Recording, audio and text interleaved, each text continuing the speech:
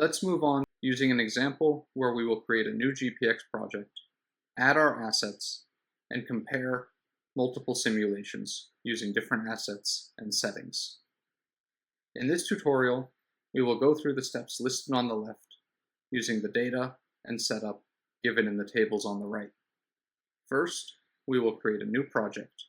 We will then add our assets to this project, starting with the compound, using the properties in this first table on the right. Next, we will add our formulation and use this in two different doses. We will then add a physiology asset, create a population estimates for age-related, or PAIR, physiology for our PBPK model, and assign intrinsic clearance to the liver.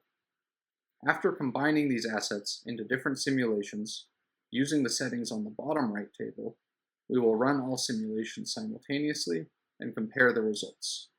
We will refer back to these tables throughout the tutorial. When we open GPX, this is what we will see, the dashboard.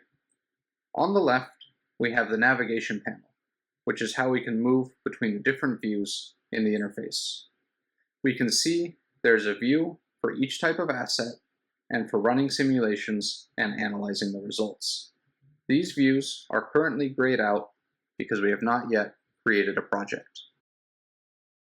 To create our new project, we simply click on the New button under Create. We can now enter a project name, calling it My First Project. And then select a location to save the project. I will use my Documents folder.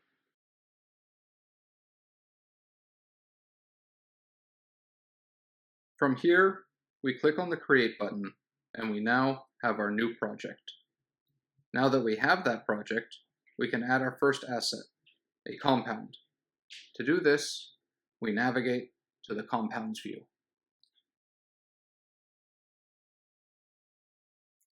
To create our first compound asset, we simply click Add and give it a name. Let's call it Compound X. Just like that, we have created our first asset. We can now view and edit the properties of our compound using the panels below. Molecular properties is where we can see the structure, if present, and edit the molecular weight and related properties. Currently, all values are the default for a new compound. Moving to the solubility panel, we can edit the reference solubility of our compound. Referring back to the table, we note that compound X has a reference solubility of 1 mg per ml at pH 10. We will edit the table to reflect this pH.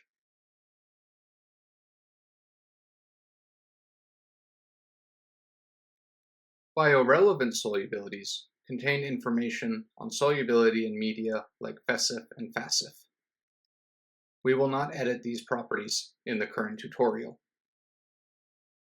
Moving down to the dissociation constant, or pKa, section, we can add the basic pKa of 8 for our compound.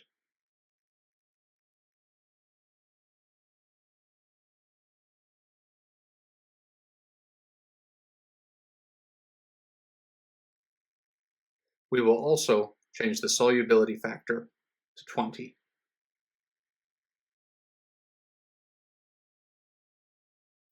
We now see our pH solubility profile displayed in the plot on the right.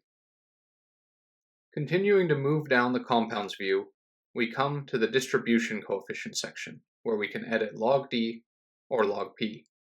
We can also view the log D versus pH profile on the right. In this example, we will leave log P at the default value of 1. Next, we reach the permeability panel. We will keep the human PEF value of 1 times 10 to the minus 4 centimeters per second, but we will also add the absorption system's CACO2 P apparent value from the compound information table. To do so, we click Add. This adds a new row to the table. Clicking on the source, we can change it to ABS CACO2. We then set the value to 1 times 10 to the minus 5 centimeters per second. The last two panels are where we would enter information for enzymes and transporters, if we have kinetic information for a compound. We do not have that information for compound X. Using the navigation panel to move to our next asset, we can click on Dosing, where we will add a formulation and dose schedule. First, let's add a formulation. Similar to adding a compound, we simply click the Add button to create a new formulation asset and give it a name. In this case, Oral IR Tablet.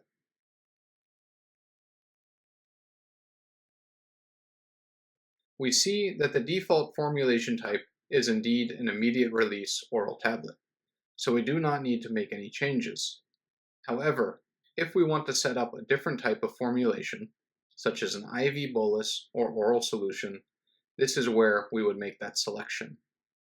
If desired, particle size and controlled release information can be edited in the respective panels below. Now that we have a formulation, we can use it to create a dosing schedule. Once again, we must click Add to create our asset. In this example, we will create a 10 mg and a 20 mg dose. Let's start with the 10 mg dose, calling it 10 mg IR tab PO times 1.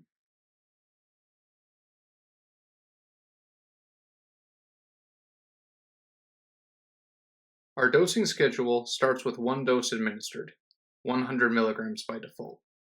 Because we only have one formulation, it is also selected by default. If we wanted to use a different formulation, we would change it using this dropdown. We can edit the dose strength to be 10 mg.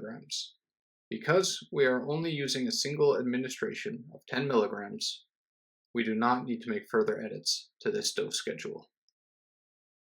Now, let's create our second dose, 20 mg. While we could add another dosing schedule, let's demonstrate the option to create copies of existing assets by clicking the Copy button. This will create a copy of our 10 mg dose and give us the option to select a new name, in this case, 20 mg IR tab PO times 1. All we need to do now is change the dose strength to 20 mg.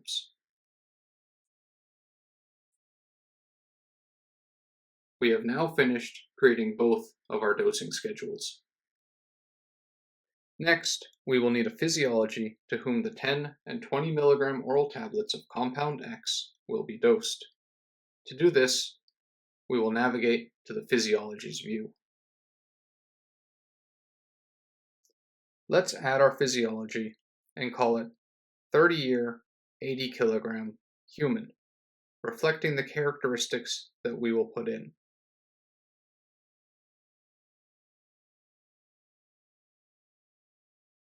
We now see the physiology asset has been created and has the default demographic information. It is important to note that in GPX, assets are created and named before they are edited, so it is important to choose an instructive name for your assets. However, we can always rename the assets later if we need to. In this example, we will change the subject's body weight to 80 kilograms. Because we will be working with a PBPK model, we also need to create a pair physiology, which we can do by opening the next panel and clicking Create Pair Physiology. This will create the whole body physiology based on the demographic information above. Moving down further, we can review information on the gastrointestinal physiology for oral drug absorption. This panel includes gut physiologic properties such as fluid volumes and feeding status. The diagram below contains more detailed gut section information, which is also summarized in the ACAT table at the bottom. We will use default parameters in this tutorial. Now that we have both a compound and a physiology, it is time to update the pharmacokinetics of our PBPK model. To do so, we navigate to the pharmacokinetics view. The first thing to note is at the top of the pharmacokinetics view, we have drop-down menus to make selections for both compounds and physiologies. This is because, as we mentioned before, pharmacokinetic properties are specific to a compound physiology pair. Below these selectors, at the top of the PK view, we have general pharmacokinetic properties like blood to plasma concentration ratio and FUP.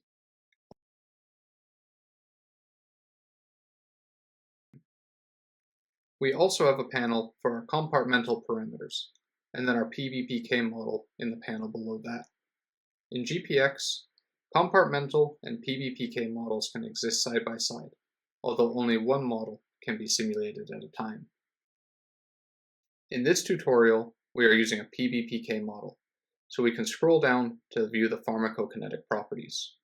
We first see we have our traditional PBPK diagram and can view and edit the properties of a selected tissue on the right. We can select the liver and add our intrinsic clearance of 10 liters per hour. Scrolling down further, we can see the summary table, as well as options for calculating Kp values. Note that the clearance added above is present in this table. A summary of volume of distribution, clearance, and half-life is given below the table. The last asset type to review is the physiology schedule. Physiology schedules control changes in physiology over time, such as alternating between fasted and fed states. We can see that a single physiology schedule has already been created automatically for the physiology asset that we added.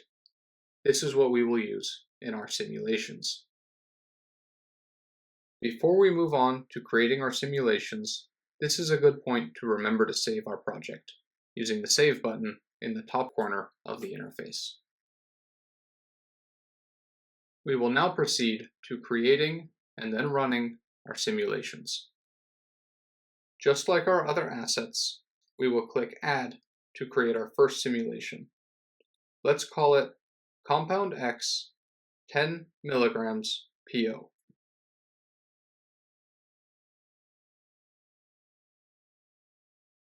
We can then expand the drug administration panel to select the assets that will be used in our simulation: the compound, the dose schedule, and the physiology schedule. We will also need to change the pharmacokinetic model to PBPK.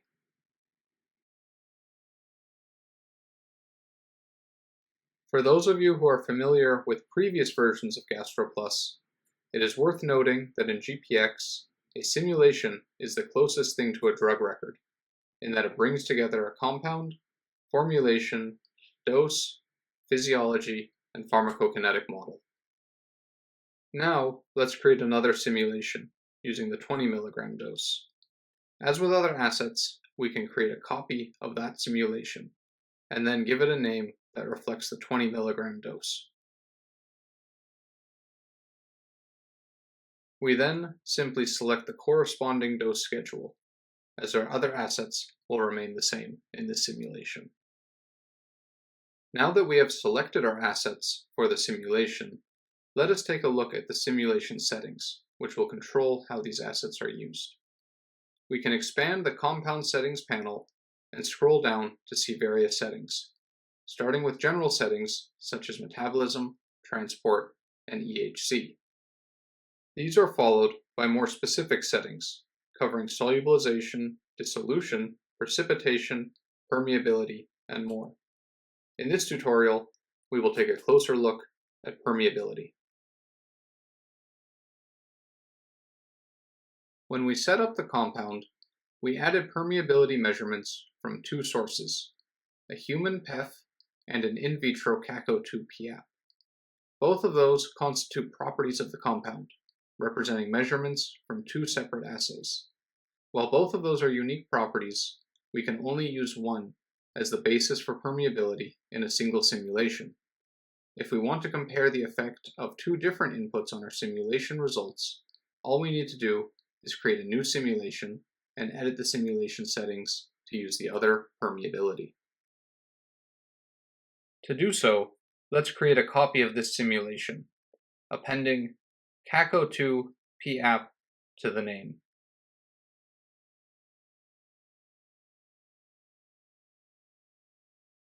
Now, just change the effective permeability source to ABS caco2. We will see that GPX automatically converts the in vitro measurement to an in vivo input, using one of the built-in correlations. For completeness, let's do the same for the 10 mg dose, selecting that simulation from the dropdown, creating a copy with a similar name,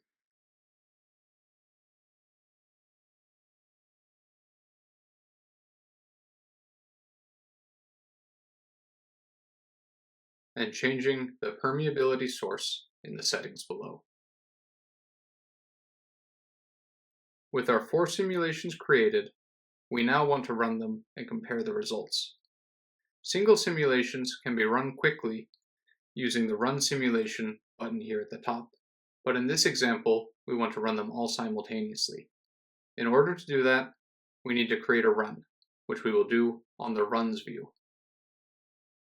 To create a run, just click the Add drop-down here and select Simulations.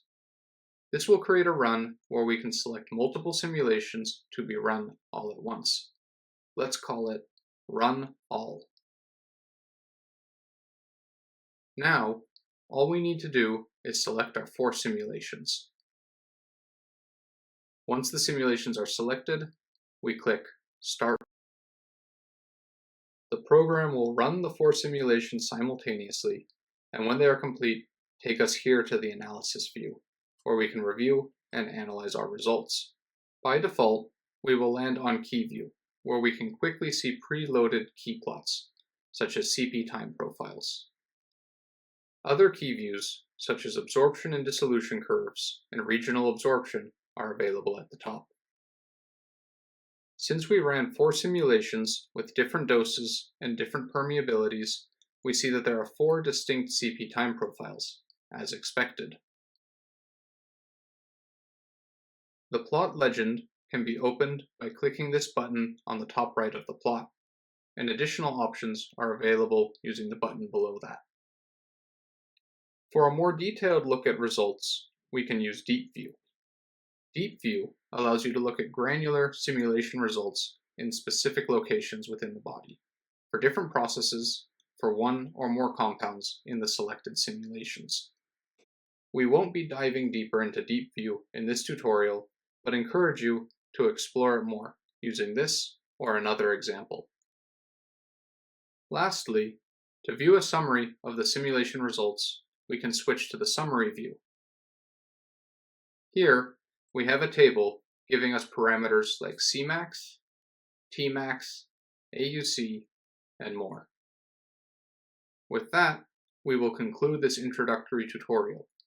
Thank you for your time and attention, and we hope you enjoy using GPX.